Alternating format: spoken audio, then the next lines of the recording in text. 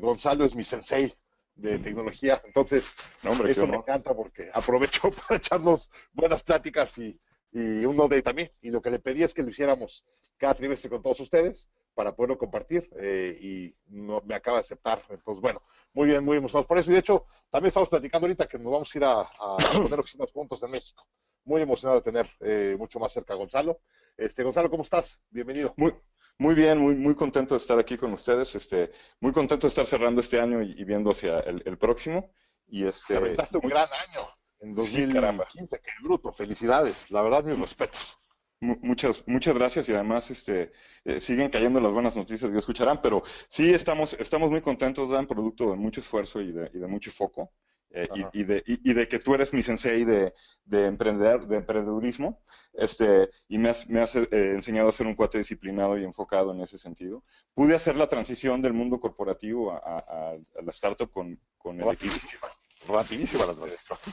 y sí, oye, el año que entra definitivamente Austin, eso ya está en nuestra planeación estratégica, y paralelo estamos severamente pensando en un centro de desarrollo en Barcelona. Entonces, muchas noticias Wow, buenas, muy interesante.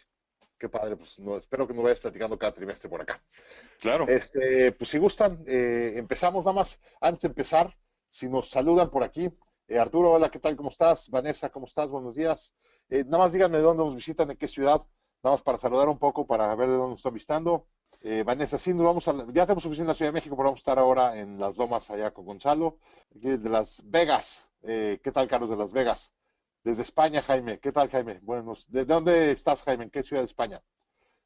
Armando, de México, ¿qué tal? Tijuana, Ben, Arturo, de Monterrey. Ricardo Aviso, de Austin. ¿Qué onda, Aviso? ¿Cómo estás? Hace mucho que no te veo.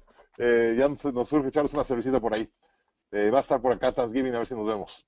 Vanessa, México DF, perfecto. Antonio, México DF, ¿cómo estás, Antonio? Lima, Perú.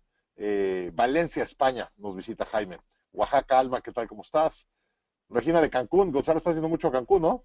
sí, acabo de regresar ayer. Sí, mucho, el 45% del turismo mexicano lo está moviendo Cancún solito, imagínense. Qué locura. Este, No, no, y están el, y creciendo el como fin de locos. semana no vi uno ni dos, sino tres centros de desarrollo y los tres me volaron la peluca. Muy interesante. Bueno, ahorita nos platicas de eso. Creo que va Sí. a estar bien interesante. México DF, Oscar, Guanajuato, Colombia, Tucumán, Argentina.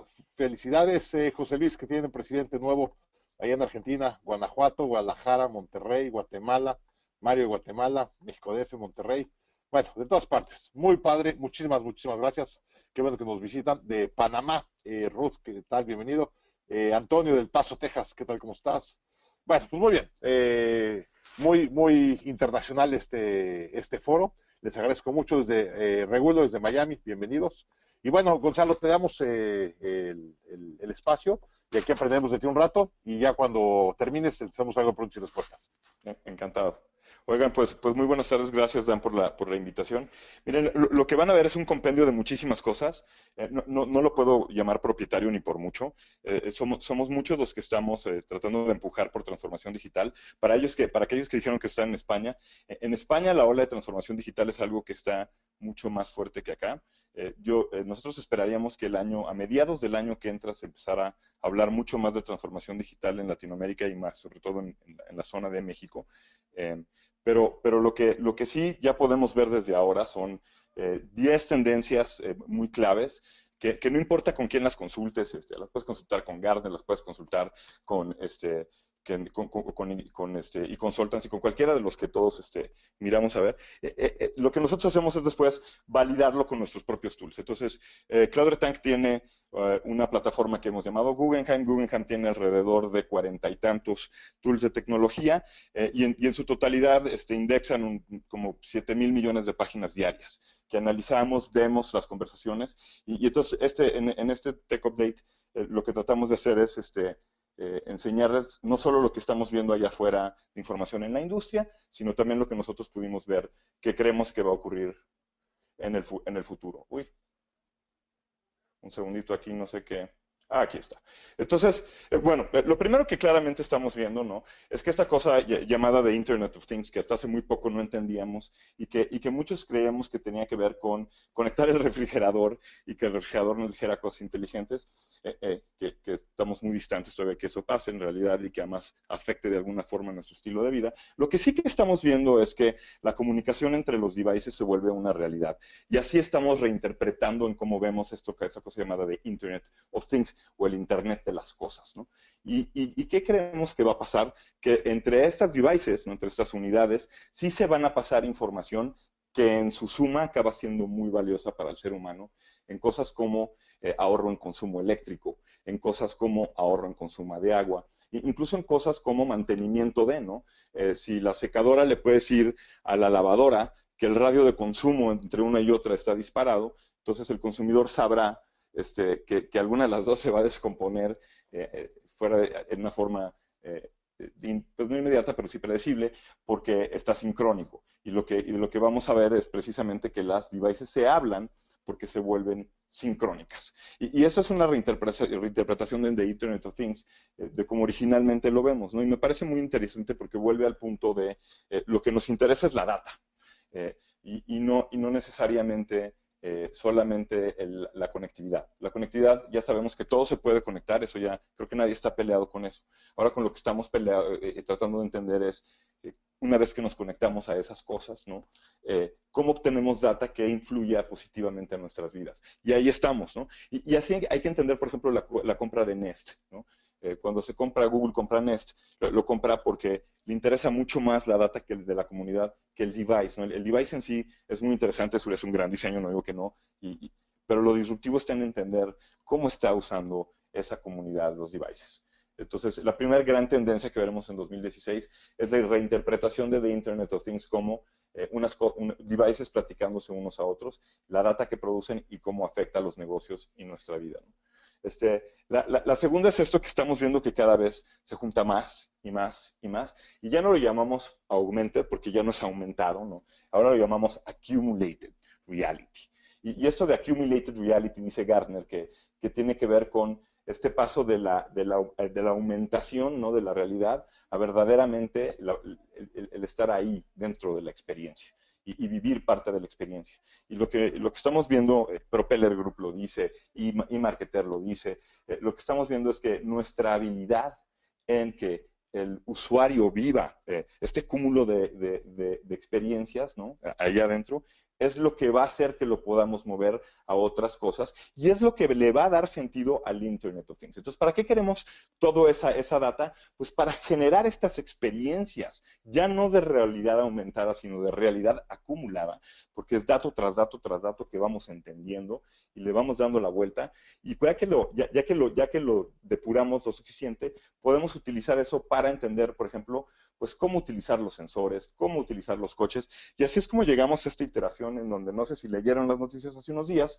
pero el primer policía en California paró a uno de los coches automatizados de Google. Y como el coche trae este tipo de experiencia de realidad acumulada, una vez que lo paró, el coche, primero el policía estuvo muy sorprendido de que paró un coche sin chofer, pero estuvo más sorprendido cuando el coche le dijo que lo había parado injustamente. Pues sí, en realidad el policía estaba equivocado al pararlo. El coche sí había hecho bien las cosas y después se demostró vía data. Entonces, esa experiencia, como se las acabo de describir, sería una buena interpretación de esto de realidad acumulada. Y la forma en la que el Internet of Things actúa en el Google Car, ¿no? Es precisamente otro muy buen ejemplo de esto que les estaba yo mencionando. Y esta sería la segunda tendencia que veremos en 2016. Esta me apasiona sin lugar a duda, y es que estamos encontrando ahora sí los nuevos materiales para imprimir 3D que están haciendo la gran diferencia allá afuera para usos prácticos. Entonces, sí, o sea, sí vemos muy interesante el sueño de poder imprimir bistecs, ¿no? Y por ahí empezó como nuestra curiosidad por cómo funcionaba esto. También está muy padre que los niños puedan hacer todos sus propios juguetes, creo que es una interpretación también muy, muy, muy buena de todo. Sin embargo, ¿no?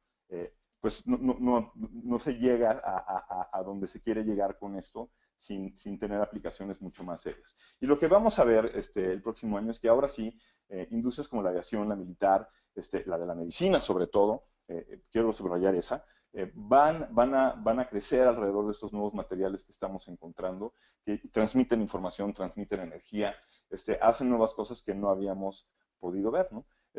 Y con esto vamos a ver cómo del año que entra, fíjense bien, del año que entra, de 2016 a 2019, va a haber un crecimiento del 64% de impresoras 3D. No debido a que va a haber un cambio violento en cómo imprimen o cómo, digamos, los planos que los alimentamos se forman, sino en los materiales que usaremos para imprimir. Y esto es lo que hará la gran diferencia.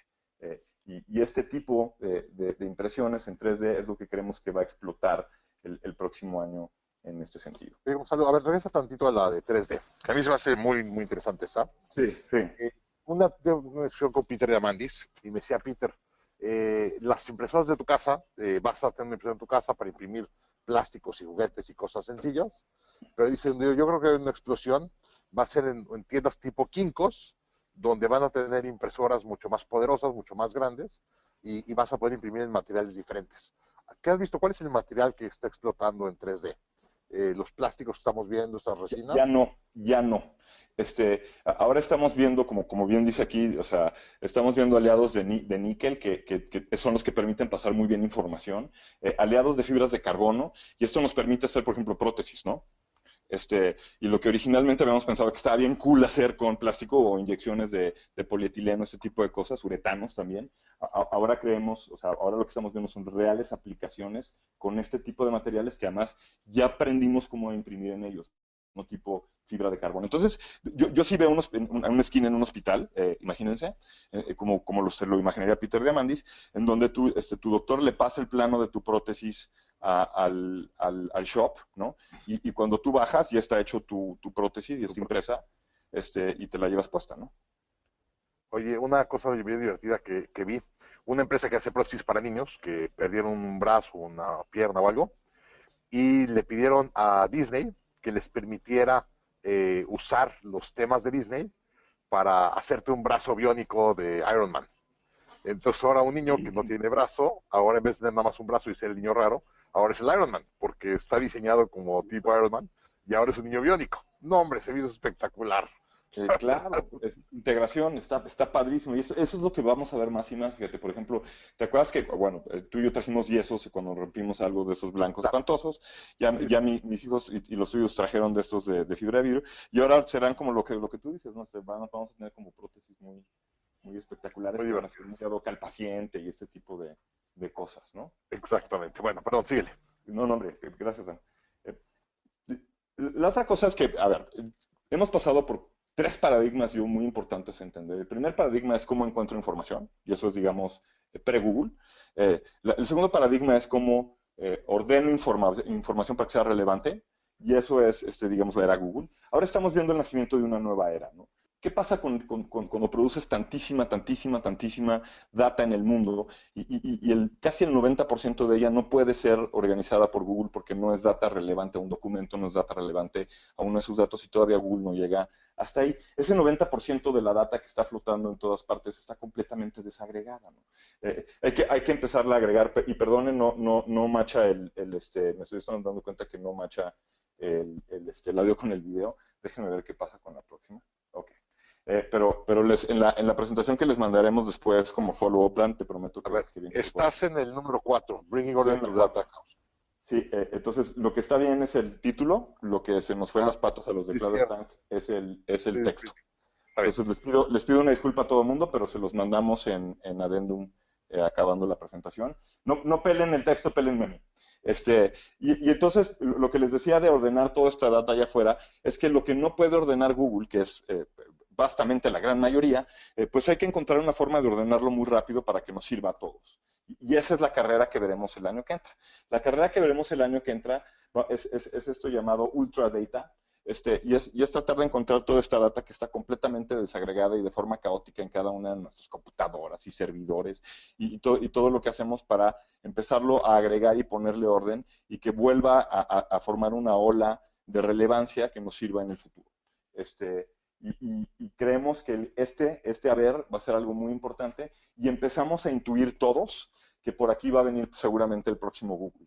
En este encontrar y ordenar información, en donde Google todavía no está en su ADN ir allá afuera y encontrarlo. Y además, como ya saben, a Google cada vez se le muestran más problemas en el mundo, tanto por competencia y como regulaciones. Es decir, el mundo ya también está despertando a un Google que no necesariamente es don vivo, que no necesariamente es tan cómodo que tenga toda nuestra información y sobre todo tantas puntas de esa información. Entonces, va a ser muy interesante el año que entra observar cómo el mismo Google y los grandes jugadores se acercan a esta data caótica y cómo los demás que tienen diferentes approaches lo logran hacer, ¿no?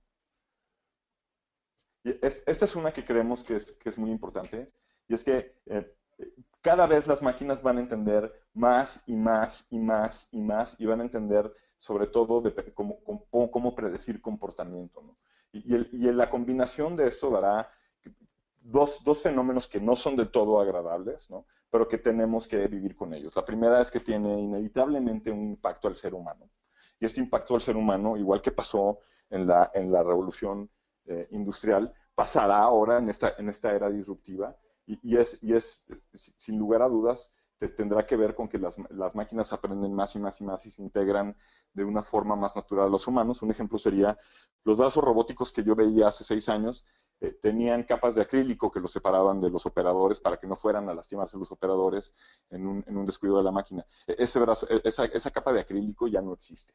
En las últimas fábricas que he visto de punta de tecnología, en Tijuana de hecho, ya no lo tiene, ya están interactuando los trabajadores con las computadoras y a eso se refiere precisamente este slide, ¿no? Y bueno, el crear estos sistemas autónomos que aprenden y que perciben el mundo pues, en una forma cuasi racional, diría yo, es lo que sorprenderá a los seres humanos a partir de, creemos, a mediados del próximo año y tendrá un profundo impacto en los negocios. Y aquí, Daniel, que conoce bien a Peter Diamandis, Peter te diría, and it's not gonna be nice.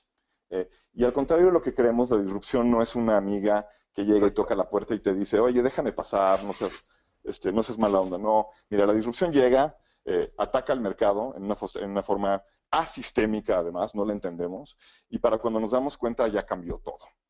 Los que le entendieron a ese trend, veremos cómo surgen por arriba de los demás, cuando menos por periodos de 4 años, y los demás estarán abajo de ese trend. Y eso es tan importante que entiendan esto, y esa es la razón por la cual dice Altimeter que, fíjense, en los próximos 18 meses veremos una inversión entre 16 y 18 mil millones de dólares para transformar digitalmente a las empresas. Entonces, el entender precisamente que la disrupción no va a ser amable y que este ataque sistémico de sistemas y máquinas sí va a ocupar lugares de humanos y nos va a obligar a aprender nuevas cosas y a convivir en ecosistemas diferentes, es una realidad y tenemos que empezar a vivir con ellos. Dante, que te escuché con ganas de decir algo. Gonzalo, sí, pero sí, como comentaba, dice Peter, él siempre dice, la disrupción va a ser muy fea para muchos. Dice, la gente elige ser el disruptor o el que lo disrupten, y al que lo disrupten no le va a gustar. Y de hecho, cuando vas a Singularity, lo primero que te dicen es, los que peor la van a pasar es la gente de gobierno, porque los gobiernos están hechos para controlar, y la tecnología lo que te da es libertad. Y entonces la gente de gobierno, que su labor es controlar supuestamente, ahora pierden mucho el control de la sociedad, ¿no? ¿Cómo controlas a Uber? ¿Cómo controlas a Airbnb? O de empresas o tecnologías, y por lo tanto la van a pasar muy mal. Fíjate que estaba con la gente de un corporativo muy importante mundial de hoteles, que es nuestro cliente, y me decían, ¿no? Una de las cosas que los estamos ayudando a entender es el caso Cuba, ¿no? Entonces, para todos los hoteleros, el caso Cuba representa el próximo negocio de $1,000 millones, ¿no? Es el unicornio, es el unicornio de los hoteleros, ¿no? Y todo el mundo está tratando de entender en el mundo de los hoteles cómo lo craquean. Y mientras todos están tratando de entender cómo meten ahí, en 3 años, 2,000 cuartos rapidísimo, ¿no? Airbnb ya tiene 10,500 en oferta. Entonces, por de facto, ¿no? Por de facto, estos tipos ya van 4 años tarde al mercado disruptivo en Cuba. Y eso es un fenómeno que tenemos que observar muy de cerca, porque nunca había pasado, nunca en la historia de la humanidad había pasado que el fenómeno disruptivo se le adelantara a la ola tradicional. y va a ser muy interesante ver. Entonces, los hoteles por primera vez están planteando el comprar estructuras y hacerlas Airbnb. Bajo su propia estructura de Airbnb, ¿no? Porque si no, no hay la velocidad para llegar, comprar, construir y demás, ¿no? Muy interesante. Interesantísimo, interesantísimo. Ok, perdón. Sí, a mí eso es de los fenómenos que me tiene muy, muy maravilloso. En cuanto a aplicaciones y demás, y no me sorprende en lo más mínimo, el año que entra creemos que será el año pongámosle así, el año de Siri, ¿no? Es el año en el que los asistentes personales virtuales o BPAs, como Google Now o Cortana de Microsoft o Siri de Apple, y me encantan todos los nombres, ¿no? Van a verdaderamente empezar a tener un merge con tecnologías que nos sirven. Entonces, por ejemplo, ya empezamos a ver los primeros demos de formas que las empieza a llenar tu asistente personal en automático. Entonces le dices, Siri llena la forma y la llena. Y la llena con 99.9 de precisión. Y esto parece ser trivial para nosotros los usuarios que pues, de vez en cuando pedimos esas formas, pero imagínense para los que hacen polls allá afuera, para todas estas formas virtuales que hay, para la forma en cómo recopilamos información, el tener estos asistentes virtuales va a empezar a cambiar nuestras vidas. Y esto para mí significa, sin lugar a duda, la puntilla, ¿no? El último cachito de oxígeno que tenía el modelo tradicional de secretaria en el mundo, ¿no? Es decir, si ya no teníamos en las estructuras secretarias per se, sino teníamos asistentes personales que iban más allá de las capacidades que podría tener una persona muy básica. Ahora estamos viendo una evolución a eso y es que yo les recomendaría, preparen a sus asistentes personales ahora para el nivel que sigue, porque el nivel en el que están ellas en unos 24 meses será ocupado por apps. Y vamos a empezar a ver compañías que hacen apps que le dan personalidad a tu compañía. Entonces es CleverTank contratando un software as a service, ¿no?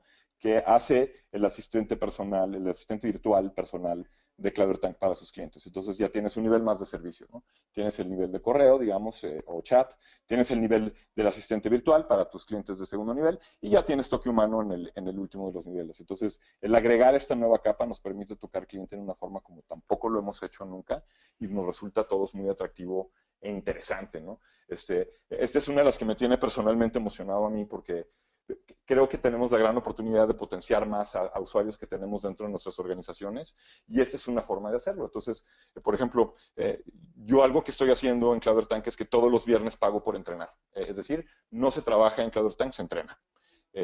Y según tus áreas de oportunidad y lo que haces en CleverTank, es lo que te pedimos que hagas los viernes en vez de trabajar.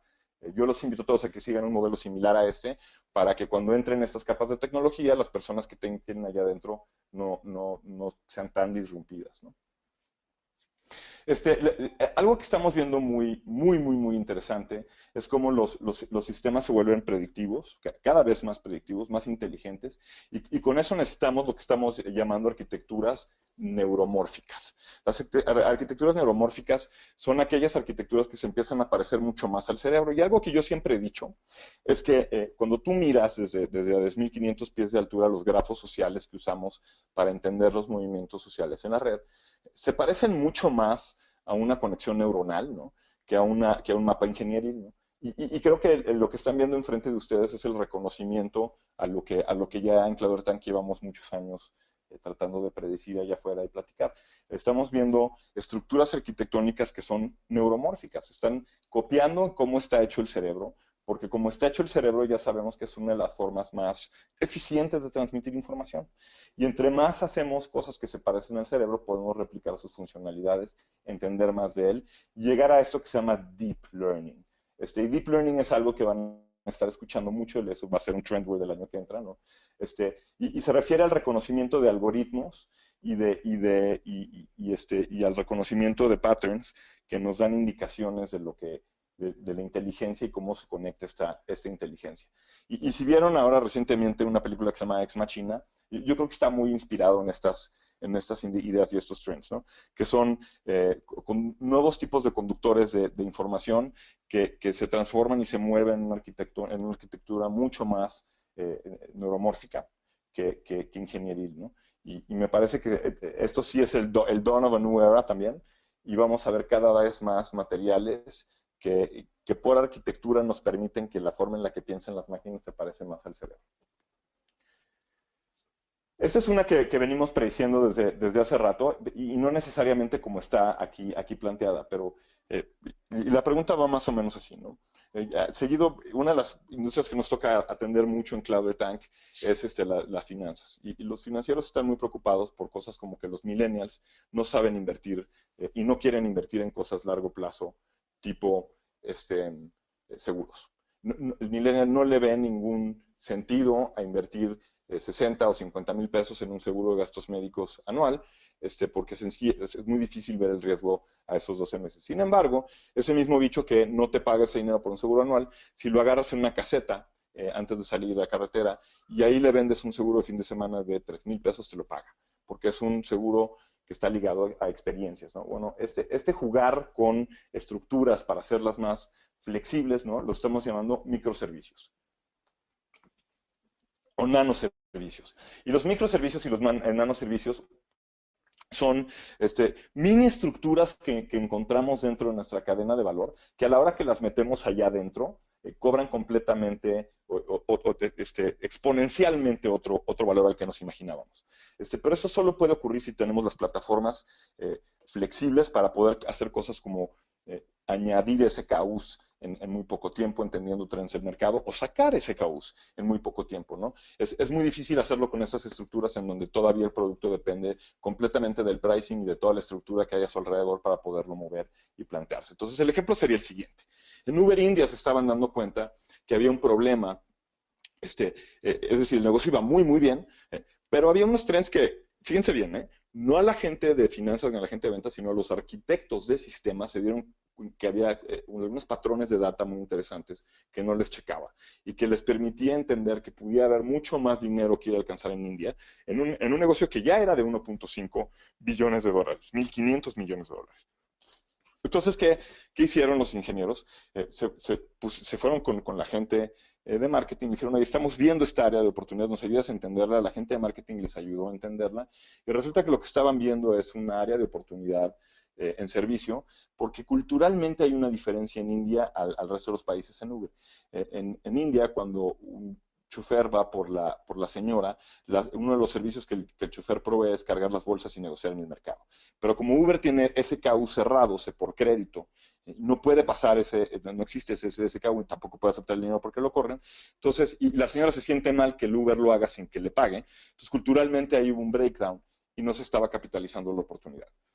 Cuando lo descubren los de marketing, se lo proponen a la mesa directiva, la mesa directiva dice adelante y literalmente hacen un copy-paste de un SKU en donde abren un nuevo sistemita que se llama Uber Drivers. Entonces va el chofer por la señora, el coche por la señora, la recoge, la lleva al mercado, se estacionan. Cuando la señora se baja del coche, mete el segundo SKU, que es Uber Driver, te lleva, te agarra la bolsa, que regresan al coche, le pica, se acaba ese SKU, continúa el primero, se acaba el ride.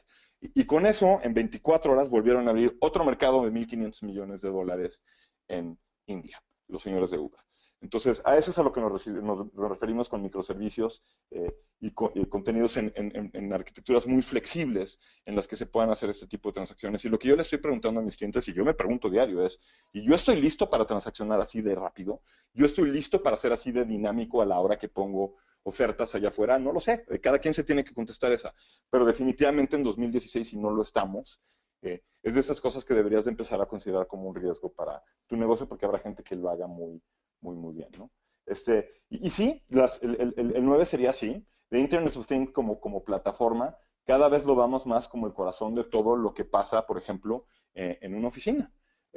Cada vez las oficinas quieren entender más data, no solamente para ser más eficientes en energía y para ser más eficientes en aire acondicionado y todas esas cosas, sino para poder servir mejor a sus empleados, porque lo que sí estamos seguros en el futuro es que talento vamos a necesitar, porque la tecnología va a estar ahí. Entonces, la combinación, por ejemplo, en la que creemos fielmente en CloudErTank son headcounts muy, muy bajos, llenos de mucho talento, en lo que llamamos super users, ¿no? O digital athletes, ¿no? Y estos son cuates que son muy talentosos, ¿no? Y que cuando se les ponen enfrente de estas plataformas, explotan todo ese talento junto junto a la plataforma. Y de eso se trata el Internet of Things, ¿no? Entonces, algo que ahora, el año que entra, vemos claramente sucediendo es, vamos a pasar, por ejemplo, en CloudWare de ayudar a los financieros a ayudar a los electrodomésticos. Y ya tenemos bastantes propuestas allá afuera de ese mundo. Y el que ese mundo haya despertado desde 2015 hacia 2016, claramente le dice a CloudWare que está esta oportunidad enfrente. Y además lo estamos viendo por todas partes. Es muy impresionante cómo The Internet of Things es algo que está tomando todo por tormenta. Y por último, y esta creo que es una de las que más debería dedicar ahorita platicando, y si tienen preguntas lo deberíamos de resolver. Por mucho 2015 ha sido el año de los ciberataques en el mundo. Y yo sé que estamos horrorizados por lo que está pasando allá afuera, pero yo quiero que sí sepan que, por ejemplo, todo lo relacionado a ISIS, lo mismo que está ocurriendo en las calles de París, está ocurriendo en el mundo cibernético, ¿no? Y de hecho ISIS es lo que es, porque entendió muy rápidamente que controlando las redes sociales a un nivel de inteligencia superior, iba a poder hacer cosas como reclutar y financiarse. Y pelear contra eso es muy, muy difícil. Pero no nada más eso. En México hemos visto cómo el Seguro Social ha sido ciberatacado 3 veces. Todas las agencias de gobierno han tenido 10x ataques de lo que hemos visto en años anteriores. Los corporativos están verdaderamente asustados y tratando de proteger su información. Sobra decir de los hacks a Ashley Madison, sobra decir de los hacks a diferentes plataformas de tarjeta de crédito, por lo que este año se ha gestado una gran preocupación, y lo que vemos desde el año que entra sucediendo es esto que se llaman Adaptive Security Systems. Y son sistemas de seguridad que no es tu firewall, que es esta cosa que programas, la pones y rebota, ¿no?, todo lo malo, sino son sistemas inteligentes que se van adaptando tiempo real a las situaciones y van entendiendo cuáles son las nuevas olas de ataque. ¿Y por qué? ¿Por qué? Pues porque los troyanos cambian todas las semanas, ¿no? Y estamos viendo cosas terribles como que las apps más consumidas en el mundo, la primera son ad blockers, que se me hace muy natural que la gente quiera bloquear ads, pero la segunda son keylocks. Y los keylocks son este malware que te lo meten a través de un correo o algo, capturan tu información cuando tú la estás tecleando, y después, ¿y a través de qué instrumentos estamos viendo esto? Bueno, pues por ejemplo están simulando correos del sistema de impuestos en México, y están simulando correos de sistemas de salud en Estados Unidos, y en fin, y cada vez se va a poner peor el asunto, por lo que los usuarios también cada vez vamos a tener que ser más inteligentes, y la inteligencia alrededor de la seguridad va a explotar. Entonces, si quieren mirar un mercado en donde pues verdaderamente va a haber una inversión muy, muy fuerte, es seguridad en los próximos 18 meses. Y conforme vayamos viendo la transformación digital de las empresas, también veremos la inversión que hay, ¿no?, alrededor de seguridad. Entonces, para todos ustedes que se dedican a este rubro, pueden ir poniendo en su planeación 2016 el que tienen que capitalizar en algunas partes del mundo, que ya estamos viendo que esto se está empezando a mover muy, muy fuerte. Y quisiera cerrar con una más. Yo creo que el año que entra va a ser también el año del SaaS. Va a ser el año en donde la mediana empresa en el mundo va a entender la importancia de no comprar e invertir en cosas como servidores, o lo que llamamos tradicionalmente infraestructura, y vamos a ver un salto gigante de muchas y muchas compañías SaaS, no nada más entendiéndolo como una plataforma flexible tecnológica, sino como una plataforma flexible financiera para empresas, empresarios y startuperos como yo. Entonces, vemos grandes cosas ocurriendo para 2016. Va a ser estrepitoso lo que ocurra hacia 2020, y los dejo con esta frase de mis amigos de Gartner. Gartner dice, miren, si no empiezas tu transformación digital de empresa conscientemente para el 2016, te deberías de voltear con tu financiero y decirle, ponme para el año que entra 33.3% de riesgo. Y después dice Gartner, y si eso lo haces por 3 años seguidos y llegas al 2019 y no has hecho nada, prácticamente entrega tus llaves del changarro y llévate los activos que puedas y vende los pasivos que puedas, y despídete, porque la diferencia entre tú y el que sigue va a ser tanta que no va a ser muy difícil que lo puedas alcanzar en este mundo exponencial. Entonces, en ese sentido, entrenen a su gente utilizando plataformas como la de Growth Institute, vayan a consultores de negocios que los ayuden, como Gazelles, y pónganse muy bien las pilas porque aquí el que se queda parado se quema. O sea, lo único que no pueden hacer es no hacer nada. Ese es un poquito lo que le estamos diciendo a nuestros clientes ante estas macro tendencias que estamos viendo, Dan. Okay. Y Oye, de hecho, como eso, aprovecho para... Sí, sí, no, adelante, no termina. quería como dejarlo aquí por si tú quieres decir algo, por supuesto, y después invitar a que abras el piso y demás. Sí, aquí teníamos ya como 30, 40 preguntas, pero nosotros tenemos un software que tú conoces muy bien que se llama Rhythm. Es una súper herramienta de estrategia y tenemos muchos clientes por toda Latinoamérica usándola y nos ha pasado últimamente mucho que nos estamos viendo clientes ya más grandes, clientes de $1,000,000,000 de ventas y tal, que me dicen, no, no lo puedo usar. Y digo, ¿por qué? No, es que está en la nube. Y digo, ¿cómo está en la nube? No hay política de que no puedo hacer nada en la nube.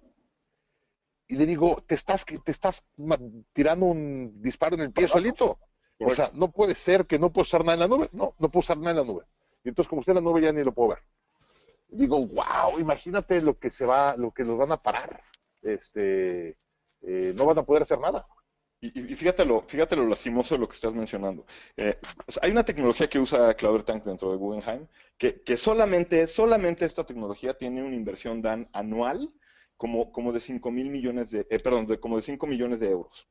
En total, esta herramienta, que lleva como 5 años, lleva una inversión como de 35 millones de euros. Entonces, hay que ser realistas, ¿no? ¿En serio creemos que CloudAirTank va a desarrollar una plataforma así de enfocada en algo así de técnico? ¿Y le va a invertir 35 millones de euros? No, Dan. O sea, es irreal pensar. Y la otra cosa que me encanta es, mucha gente me pregunta, oye, ¿por qué en CloudAirTank usan todo Google for Work? Le digo bien fácil, porque, por ejemplo, seguridad, quiero pensar que Google, que invierte en R&D todos los años lo que yo no tengo, ¿no? Tiene una mejor seguridad de lo que yo puedo programar, ¿no? Entonces, me aprovecho de eso. Ahora, si nada de lo que acabo de decir fuera cierto tecnológicamente hablando, que lo podrían invalidar de muchas formas, consideren esto. Cuando tienes un board, cuando tienes inversionistas, cuando tienes jefes, todo lo que vayas a usar de capital tiene que pasar por ahí, compadres. Lo cual alenta tu operación de 6 meses a 12, depende de cuándo sea tu próximo board, cómo sean tus políticas y demás, ¿no? Lo que pasa por OPEX, por su operación, pues es una renta, que el mes que entra lo puedes bajar, y que además a costos relacionados, por ejemplo, con impuestos, te hace todo el sentido del mundo. Entonces, por donde veas, Dan, les dijiste la verdad, se están dando un balazo en el pie. Sí, pobre, qué lástima, pero así piensan. De hecho, Salim Ismail siempre acaba con una gráfica y un quote que dice, las empresas que estaban diseñadas para ser exitosas en el siglo XX están diseñadas para fracasar en el siglo XXI. Completamente. ¿No? Entonces, si te habías puesto plataformas muy grandes internas, pues tienes tanto invertido que no vas a pasar a las plataformas externas y los SaaS y te vas a acabar muriendo. De hecho, vamos a regalarles a nuestros amigos que están en el webinar una idea y una predicción que yo tengo ya, y lo estoy diciendo en foros de hace como 3, 4 meses, es que la persona que entienda cómo sacar esos servidores, ¿no? Y ponerlos a buen uso en los próximos 5 años de todas las compañías para que podamos migrar SaaS más rápido, va a pegarle a un unicornio de entre 1,000 y... Tienes toda la razón. Ese negocio... Hay que no se van a usar? Entonces, a ver, tres negocios que se me ocurren más rápido que vamos a ver nacer en los próximos 3 años, así de rápido, es uno, redundancia. Entonces, gente que compra servidores, los empieza a sembrar desde ya, y solamente lo que va a hacer es venderte redundancia, ¿no? Cómo hacer que tu sitio sea más rápido, en un mundo en donde el ancho de banda sigue limitado, ¿no? Entonces, eso es un negocio interesante. Otro negocio es el de las piezas, por supuesto, ¿no? Entonces, rearmar para que eso sea otro bicho. Y el último negocio es de plano reciclar. Encontremos la forma de reciclar eso y que sirva para usos médicos, porque pónganse a pensar que todo el material que está dentro de esos bichos es quirúrgico, es de primera calidad. Claro, es silicón, es muy, muy bueno. Entonces hay que encontrar. El que le pegue a lo que les estoy diciendo tiene un negocio de cuando menos $1,500 millones from the bat. Va a ser muy interesante. 100%. Qué buena predicción. Pues ya lo oyeron. Buenas ideas, hay que encontrar el cómo. Tengo aquí varias preguntas, déjame empiezo. La transformación digital en la población latina de Estados Unidos. ¿Qué estás viendo? ¿Has visto algo en especial de los latinos en Estados Unidos? Fíjate que les voy a decir qué me pasa con los latinos y ya sabes que yo me ha tocado tanto ganar como perder, pero yo aprendo mucho más de las perdidas, ¿no? Este, la cosa es que los latinos, sobre todo en cosas como transformación digital, están muy pegadas al core de negocios de Estados Unidos. Entonces, en otras palabras, este, venden como cultura americana, no es que tengan particularmente una forma diferente de vender o de actuar. Y entonces ahí es muy delicado porque hace la transformación digital diferente una compañía latina a una americana, no. De hecho, yo te diría, si están en Estados Unidos, están aprovechando ventajas que hoy platicamos, como contratar software as a service de fuera de Estados Unidos o de Inglaterra, si no tienes una estructura un poquito más grande que un startup, sigue siendo complicado, porque pueden ser contratos de hasta $100,000, que pues ya no está fácil pasar por tu tarjeta de crédito y que los sistemas bancarios no están preparados para manejar a ciertos niveles de bancarización. Entonces, si estás en Estados Unidos, si acaso estamos viendo algo, es que la adopción es mucho más rápida, ¿no? Entonces, por lo que les diría, si eres un hispano allá, apúrate, porque no eres diferente al ecosistema que estoy viendo.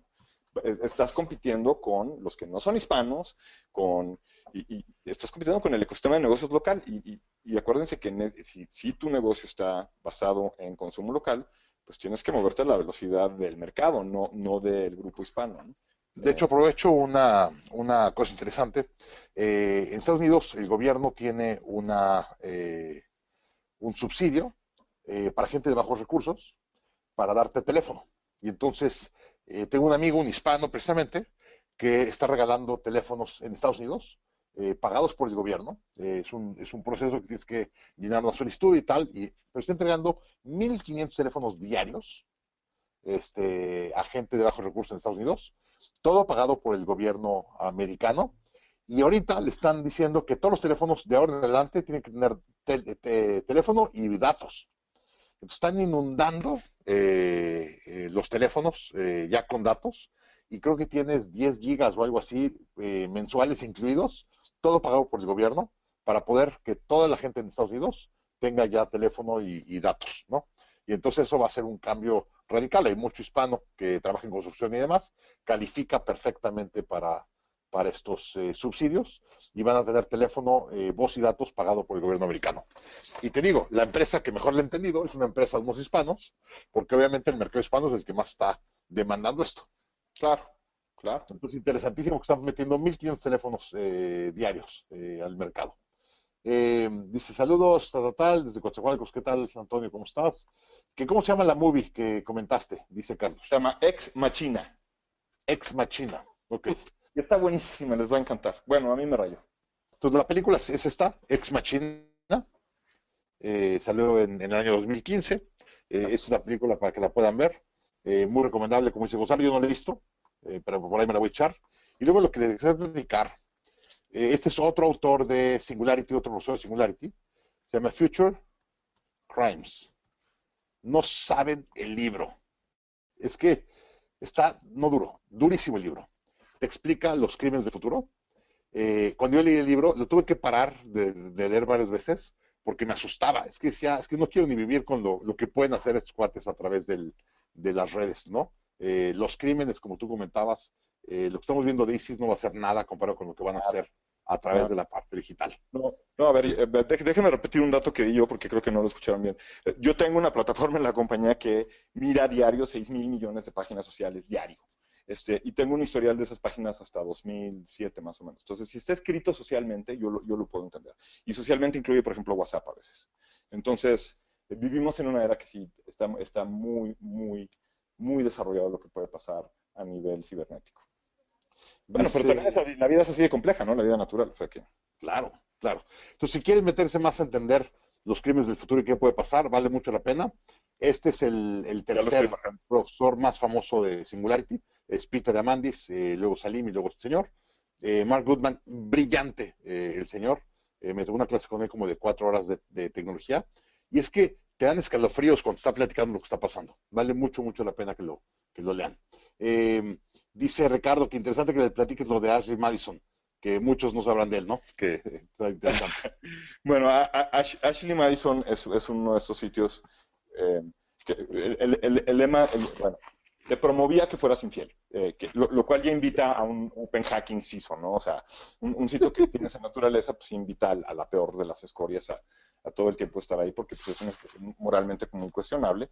No digo que esté bien ni que esté mal, nada más digo que es moralmente muy cuestionable. Y bueno, este sitio, su lema, imagínense, era Because life is too short, porque la vida es demasiado corta. Entonces pinta cuerno, güey. La verdad es que había tenido varios ciberataques y los habían aguantado bastante bien hasta que a principios, late Q1 de este año, sufren un ciberataque brutal. Les vacían toda la base de datos íntegra. Y cuando digo íntegra es tarjeta de crédito más nombre, más apellido, más dirección, más... Y lo primero que hacen los hackers es subir un sitio en donde puedes buscar si tu pareja se ha inscrito a Ashley Madison. Y lo segundo es que empiecen a decir dónde van a hacer drops de información y empiezan a hacer drops de información. Entonces, por ejemplo, un drop de información fue en Facebook públicamente, otro drop de información, así consecutivamente en varios lugares, ¿no? Para resumirles el tema, hay suicidios, ¿no? Hay familias en suicidios. Por supuesto, hay políticos cuyas cabezas han rodado como bolsas por todas partes. La cosa está muy golpeada, la verdad. Y en la compañía, pues que tenía un market cap interesante, ha perdido absolutamente todo y está vendiendo fierros, ¿no? Básicamente, porque los hizo pedazos un ciberataque. Entonces, la situación, digamos, es, si van a invertir en algo y son medianamente públicos, yo les diría invierten en un poco de seguridad, no les caería mal. Claro. Oye, de hecho, comenta Ricardo que dentro de las personas que estaba en la lista, estaba el superintendente del distrito escolar más importante de Nueva Jersey. Y obviamente lo corrió. No, pues es que imagínense, es una cosa de locos, ¿no? Porque, a ver, primero nos recuerda a todos que nuestra sutil vida escondida en la web pues no es ni tan sutil ni tan escondida, ¿no? Y la segunda es que moral es moral, señores, no importa si es virtual o si es en la calle, ¿no? Entonces yo ahí lo que les digo a todo el mundo es, los que se portan bien en todas partes, en el antro, en la casa y en la red. Oye, ¿O te no? dicen, sí, así es. Te dice Octavio, ¿cómo empiezas una estrategia digital? ¿Por dónde inicias? Yo lo que sé, esta es una gran pregunta y siempre me la hacen, por tus necesidades de ventas más básicas. Si no sabes por dónde empezar, eso es lo que lo debe dictar. O sea, si vas a poner un peso, y creo que Dan o $1, y Dan me va a Te voy a apoyar, aplaudir. que sea completamente enfocado, o sea, si no tienes ningún otro objetivo, que sea completamente enfocado a que te haga más dinero, ¿no? Y Claro, eso en su forma más primaria se llama ventas. Entonces, exacto. yo empezaría por ahí. Muy buena. Así, a grosso modo, ¿no? Como respuesta así muy genérica. Que consideras que los microservicios o los servicios podrán ser una oportunidad de crecimiento para las pequeñas empresas que van comenzando por emprendedores. Gigante, Dan, porque imagínate, Bancomer o seguros, lo que quieras, ¿no? Para cambiar sus SKUs, ¿no? A SKUs de lo que yo llamo nanoseguros de fin de semana, nanoseguros de esquiar, nanoseguros de lo que tú quieras, ¿no? O sea, microseguros de... Pues imagínense lo que tienen que hacer, o sea, es un problema legal y tienen que ir al board y les tienen que aprobar los SKUs y los SKUs tienen que pasar por 90 actuarios que hacen cifras de riesgo y demás, ¿no? Mientras una startup define 4 SKUs, ¿no? Y dice, bueno, yo lo único que me voy a fijar es que en lugar de cobrarles, como yo les decía, ¿no? Tickets promedios de 50,000 pesos, les voy a cobrar tickets promedios de 2,000, de seguros de 48 horas, ¿no? Esa es una idea, por ejemplo. Este, y, y es mucho más fácil que lo haga una startup bien fondeada, porque para eso son estos fondos, ¿no? Que un Banamex o quien sea, es bien difícil que lo haga uno de estos monstruos muy grandes. En cambio, una startup es una gran oportunidad. Y después, la otra que yo llevo desde hace rato también, algunos de mis clientes como abriendo los ojos, es lo siguiente. Asegurar los teléfonos celulares no tiene nada de disruptivo. O sea, asegurar los teléfonos celulares es una SKU más de seguros que conocemos. Sin embargo, asegurar la data de los teléfonos celulares es algo que nunca no se está haciendo. Y yo me pregunto, pues, ¿por qué somos tan tontos, no? ¿Por qué somos tan tontos para no entender que lo que quiere el millennial es que le guardes la data? Claro. No el celular es un shell, ese lo tiramos, ese se nos rompe la pantalla y ya no nos importa. Lo que sí nos importa es lo que está allá dentro del celular. Entonces, dame un seguro en donde me cobres 15 centavos diario, pero me aseguras mi data. Y en el Claro. momento en el que yo llego por otro teléfono, aprieto un código y me vacías toda mi data otra vez, como si nada me hubiera pasado. Por esa experiencia estoy seguro que todos pagaríamos un servicio. Hijo, me encantaría, te pago lo que quieras. Y así es como yo lo veo y así como lo vemos en CloudWrite. Ese es como el approach a esa plataforma. Y ahí pensamos que, claro, si eres una startup tienes todas las de ganar, porque tienes toda la ventaja de ser flexible, tienes mucho más contacto con la realidad y puedes proveer experiencias que sencillamente estos monstruos no pueden, ¿no? Y eso sí es disruptivo. Muy interesante. Gloria comenta que si vamos a hacer la grabación. Sí, Gloria, estamos grabando, no te preocupes. Y lo vamos a subir en capitalemprendedor.com el día de hoy, en la noche o mañana, para que lo puedas ver ahí. Con respecto a la industria gastronómica, ¿cómo ves la utilización de la tecnología de las nuevas tendencias para el 2016 dentro de industria alimenticia o gastronómica? ¿Has visto alguna innovación interesante? Sí, sí, muchísimas, muchísimas. Por ejemplo, a nivel ONG, proveer comida a la gente, ¿no? Hay una padrísima que me acaban de enseñar, no me acuerdo el nombre, prometo investigar, que lo que hace es que le permite a los restaurantes, ya saben que los restaurantes normalmente tienen que tirar la comida, porque la forma en como la distribuíamos en el pasado no alcanzaba a llegar a tiempo a los shelters y todas estas cosas, ¿no? Bueno, pues ahora ya hicieron un peer-to-peer que lo que hace es conectar a shelters con restaurantes. Y entonces, Wow. la comida que sobra todos los días en las tres servicios es distribuida en tiempo y forma a diferentes shelters. Y entonces no tienen que, y lo hacen con esta app, ¿no? Peer-to-peer. Entonces, bueno, eso es a nivel ONG. A nivel restaurantes, por supuesto que ya está esto de los reviews y todo este asunto que es como eh, lo más pasé que ya hay. Pero yo creo que lo que sigue es haz tu menú y este tipo de cosas, ¿no? Empezar a interactuar de forma más seria con el chef, interactuar en una forma más seria con el restaurante. Estamos viendo un fenómeno de restaurantes iterantes, ¿no? Los food trucks son un buen ejemplo. Entonces, las apps de dónde están los food trucks, las apps de dónde están. Esto es una como evolución padre, ¿no?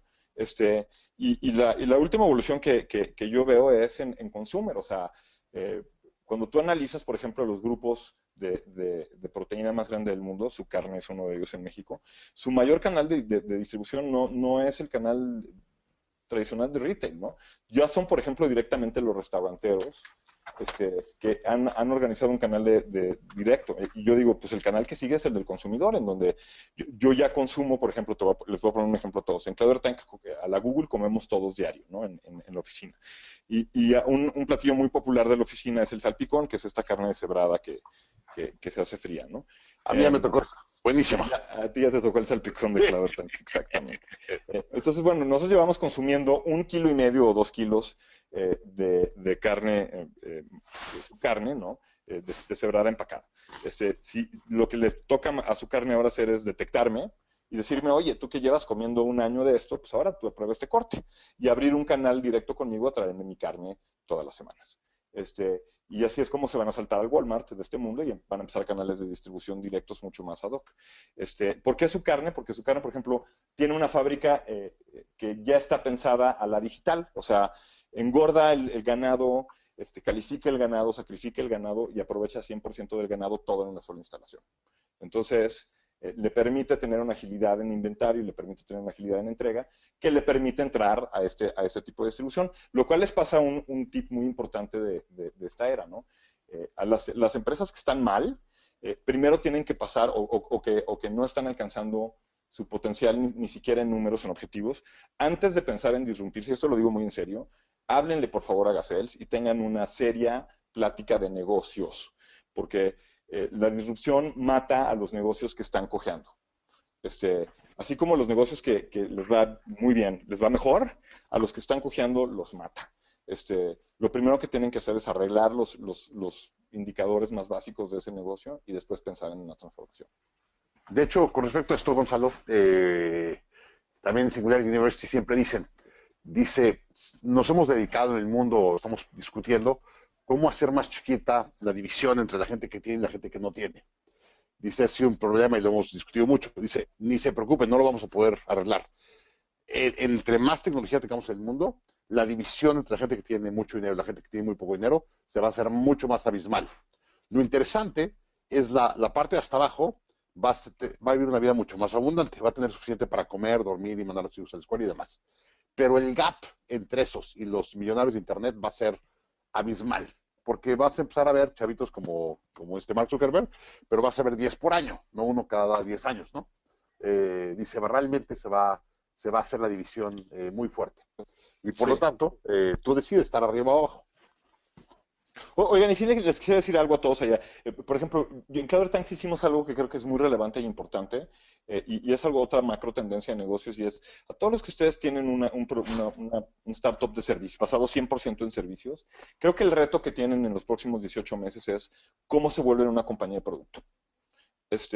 Y en Latinoamérica particularmente somos buenos proveyendo servicios, regulares proveyendo productos. O si yo diría, francamente malos haciendo releases de productos con alcance mundial. Eso a mí me parece una gran oportunidad, sobre todo para Latinoamérica. Y el que me hizo la pregunta de Hispanics de transformación en Austin, una de las razones por las cuales Cloud Tank se va a Austin es para tratar de disrumpir a Latinoamérica con bleeding edge, por ejemplo, con Consumer Information, ¿no? Y eso sí que es una oportunidad, ¿eh? O sea, abrirle a Latinoamérica los ojos a todo esto lo más rápido posible, convirtiéndolos y obligándonos todos a hacer plataformas de producto. Entonces, de Cloud Tank, por ejemplo, estratégicamente el año que entra, ¿qué pueden esperar? Producto. Muy bueno. Porque, De hecho, porque ya me creemos... platicaste algunas ideas. Hijo, estoy emocionadísimo por ver lo que vas a sacar. Ya me platicaste la semana pasada esto lo que estabas cocinando para el próximo año. Uf, yo como Sí. pyme, que me des esas opciones, no, hombre, va a ser un sueño. Sí, está padrísimo y creo que además la oportunidad está para todos, no importa lo que se dediquen, ¿eh? Si tienen estacionamientos hay una oportunidad, si tienen, en serio, piénselo, hay una oportunidad muy importante para hacer producto. Y Oye, cuando digo Gonzalo, producto es no nada más una app, ¿eh? ¿Perdón? si quieres seguir recibiendo información de ti, ¿cómo se puede suscribir a tu base de datos, a tu información? Mira, aquí en la página de cloudtank.com, que además Aquí en estoy. una semana vamos a sacar una nueva, ahí hay una forma para que se suscriban abajo. En gonzalo-alonso.com hay otra, y además ahí pueden bajar el libro de la Revolución Horizontal. Aquí está. Pon su correo electrónico, aquí estamos en CloudTank, pon tu correo electrónico, le pica recibir y te manda toda la información que está mandando Gonzalo y si eres negocio, consultoría, qué quieres, ¿no? Para que te ayuden. La verdad, tener a Gonzalo, que fue director de Google Latinoamérica y después muchas otras cosas que te puede ayudar con tu negocio digital es un gran acierto para poder llevar esta transformación. Y la última pregunta, que esta estoy bios porque me encantaría escucharla a mí, dice, en el ambiente educativo, ¿cuál es la innovación más allá del e-learning o del B-learning que le llaman? Uf, uf. A ver, Educación. Sí, yo es algo que me tiene emocionadísimo y aquí y me emociona más porque tengo un amigo que es Daniel, que está muy metido en eso. Pero, a ver, yo creo que hay tres negocios que van a superar a todos los demás en inversión, en transformación, y sin lugar a dudas, uno de esos tres es educación. Y hay tres cosas que veo que son oportunidades muy grandes. La primera es capitalizar en que ya nuestra gente prefiere, y esto es un hecho sintético, o sea, no estoy hablando de perceptivamente, no. O sea, ya tenemos la data para decirles que todo el mundo prefiere una experiencia de e-learning a una experiencia de community learning tradicional. Entonces, mover a su gente de una oficina a un auditorio para ponerlos o 9 horas a recibir a alguien dando cátedra, we know it doesn't work. Déjenme repetirla. Están tirando su dinero. Es mucho mejor compartimentalizar en Snackable, eh, eh, con, con in bite content, size pieces. claro, o Sí. sea, que puedan entrar a su ritmo, que sea personal, o sea, estamos cada vez entendiendo más que sobre todo la educación es mucho más personal de lo que nosotros creíamos, es un evento muy auténticamente de un... Y la computadora o el device ayuda a esto, ayuda. Y la tercera es, como, ¿por qué pensamos que Gonzalo va a educar mejor a alguien que Malcolm Gladwell?